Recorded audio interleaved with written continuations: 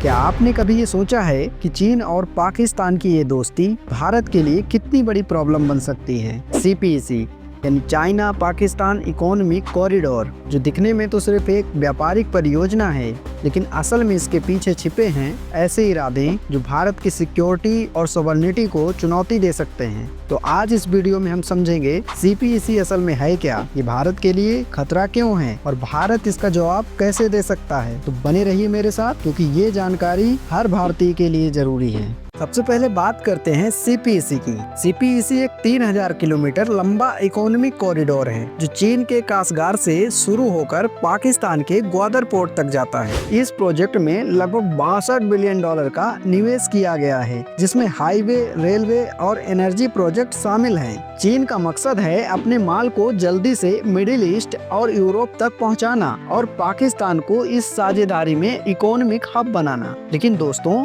CPEC सिर्फ एक व्यापारिक रास्ता नहीं है। इसका रूट पाक अधिकृत कश्मीर यानी पीओके और गिलगिट बाल्टिस्तान से होकर गुजरता है, जो भारत के हिसाब से भारत का ही हिस्सा है। यानी ये सिर्फ आर्थिक प्रोजेक्ट नहीं है, बल्कि भारत की सॉवरेनिटी को वार्निंग देने वाला कदम है। सवाल उठता है कि ये भारत के लिए क्यों एक बड़ा खतरा है। सबसे पहले इसका रूट गिलगिट बाल्टिस्तान और पीओके से होकर गुजरता है। ये वही इलाका है जिसे भारत अपना हिस्सा मानता है, लेकिन चीन और पाकिस्तान मिलकर वहां से अपने प्रोजेक्ट चला रहे हैं।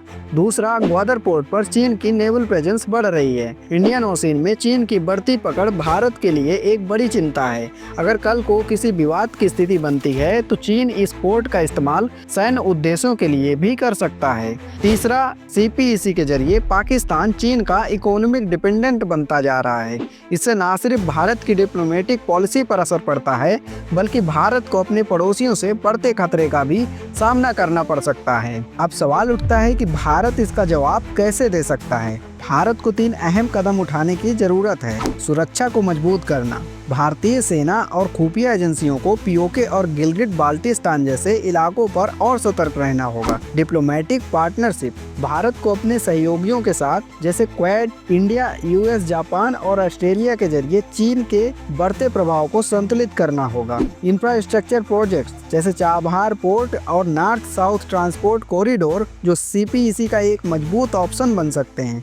भारत को अपनी रणनीति को सिर्फ सुरक्षा तक सीमित नहीं रखना चाहिए, बल्कि चीन और पाकिस्तान की साझेदारी का सामना आर्थिक और कूटनीतिक मोर्चे पर भी करना चाहिए। तो दोस्तों, ये था सीपीईसी का एनालिसिस। चीन और पाकिस्तान मिलकर इसे अपने फायदे के लिए बना रहे हैं, लेकिन भारत को इसकी चुनौती का सही जवाब देना होगा। क्या भारत अपनी रणनीति को इतना मजबूत बना सकता है कि चीन और पाकिस्तान के इस खेल को मात दे सके? क्या चाबहार जैसे प्रोजेक्ट सीपीईसी का मजबूत ऑप्शन बन सकते हैं? आपका क्या सोचना है? हमें कमेंट्स में जरूर बताएं, और अगर ये वीडियो आपको इन्फॉर्मेटिव लगी हो तो इसे लाइक और शेयर करना ना भूलें। मिलते हैं अगले वीडियो में एक और इन्फॉर्मेटिव टॉपिक के साथ। तब तक के लिए जय हिंद दोस्तों।